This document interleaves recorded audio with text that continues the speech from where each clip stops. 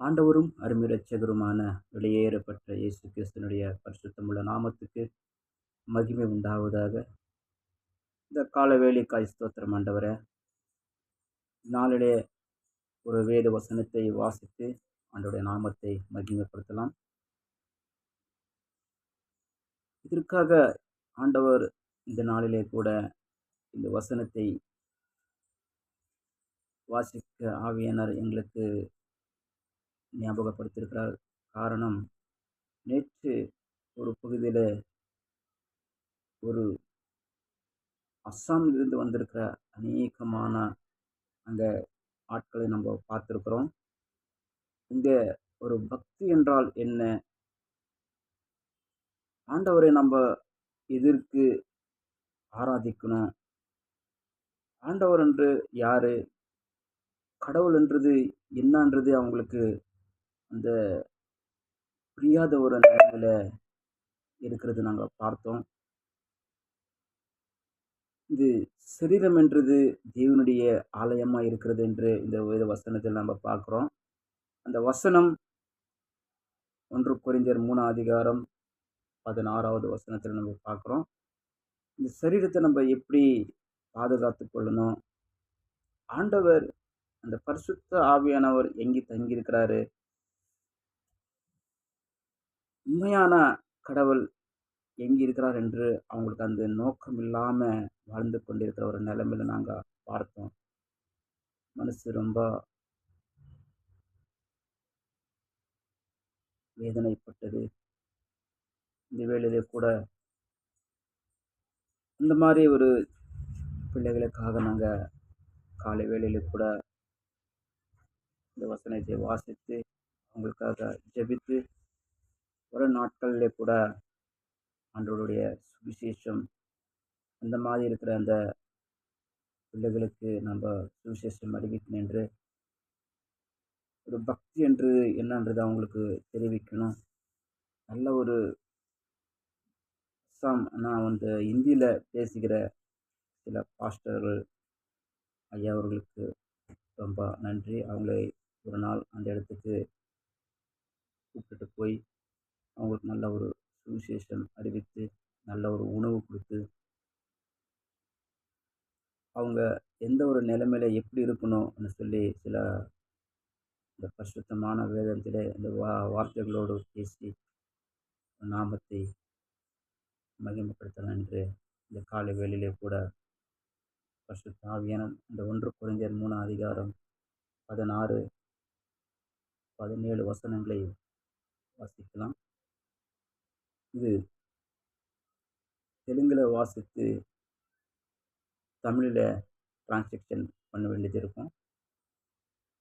మీరు దేవుని ఆలయమై ఉన్నారనియు దేవుని ఆత్మ మీలో నివసించుచున్నాడనియు మీరు ఎరుగరా? ఎవడైనను దేవుని ఆలయమును పాడు చేసిన ఎడల దేవుడు వానిని పాడు చేయును. దేవుని ఆలయము పరిశుద్ధమై ఉన్నది, మీరు ఆ ఆలయమై ఉన్నారు. ஆண்டவருடைய பரிசுத்தமுள்ள நாமத்துக்கு மகிமை உண்டாவதாக. இந்த வசனம், మీరు దేవుని ஆலயமై ఉన్నారు, நீங்கள் தேவனுடைய ஆலயமாய் இருக்கிறீர்கள். இந்த வசனம் சொல்லிக் கொண்டிருக்கிறது, நீங்கள் தேவனுடைய ஆலயமாய் இருக்கிறீர்கள். దేవుని ఆత్మ మీలో నివసించుచున్నాడని ఎరుగరా? அந்த தேவனுடைய ஆன்மா ஆத்மா அது எங்கே தங்கி இருக்கிறதுனா நம்மளுடைய இருதயத்தில், இந்த சரீரத்துக்குள்ள இருதயத்தில் தங்கி இருக்கிறது. ఎవడైనను దేవుని ఆలయమును పాడు చేసిన ఎడల, யாராவது இந்த ஆலயத்தை கெடுத்தால், ஆண்டவருடைய வார்த்தை, దేవుడు వానిని పాడు చేయును, ஆண்டவர் அவனை அழைப்பார்.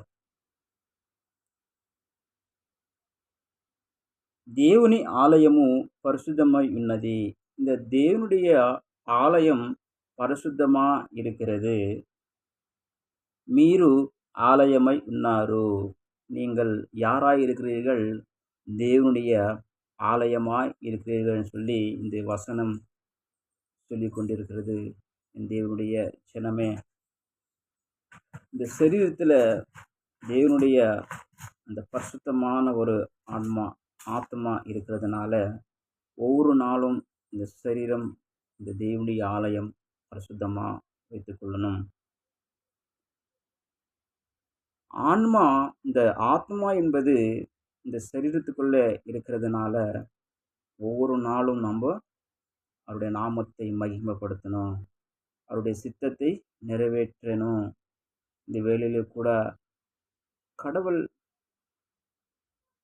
கோயிலுக்குள்ளே இருக்கிறாங்கன்னு சொல்லி, கடவுள் ரொம்ப தூரத்தில் இருக்கிறாங்கன்னு சொல்லி, கடவுள் எங்கோ ஒரு இடத்துல இருக்கிறான்னு சொல்லி அநேக காரியத்தை நம்ம பார்த்து கொண்டு இருக்கிறோம். இந்த வார்த்தை சொல்லியிருக்கிறது, சரீரம் என்பது தேவனுடைய ஆலயம். அந்த ஆலயத்துக்குள்ளே தான் நான் தங்கியிருக்கிறேன், உங்களுக்குள்ளே தான் நான் தங்கியிருக்கேன்னு சொல்லி இந்த வேத வசனம் சொல்லி கொண்டிருக்கிறது. அப்போ அந்த வசனம் சொல்லியிருக்கிறது போல, இந்த தேவன் நம்மளுடைய சரீரத்துக்குள்ளே இருக்கும்போது அவர் பரிசுத்தமாக இருக்கிறார் என்பது நாம் அறிந்திருக்கிறோம். அப்போ அவர் நம்மளுக்குள்ளே தங்கியிருக்கும்போது இந்த சரீரம் என்பது பரிசுத்தமாக இருக்கணும், இந்த ஆலயம் என்பது பரிசுத்தமாக இருக்கணும். அப்போது ஆண்டவர் நம்மளுக்குள்ள அந்த வாசம் செய்ய முடியும். தேவனுடைய ஜனமே, இந்த காலை வேளையிலே கூட இந்த வசனத்தை கேட்டிருக்கிற அன்பு தெய்வமே, இந்த வசனத்தை வாசித்து இந்த வார்த்தைகளை கேட்டு மன திரும்பத்தக்கதாக ஆவியானவர் அநேக ஜனங்களுக்கு நீர் உதவி செய்வீராக. இந்த வசனத்தை நல்லா புரிந்து கொண்டு நம்ம இந்த உலகத்தில் வாழும்போது ஒரு பரிசுத்தமான ஒரு வாழ்க்கை வாழ உதவி செய்யுங்க.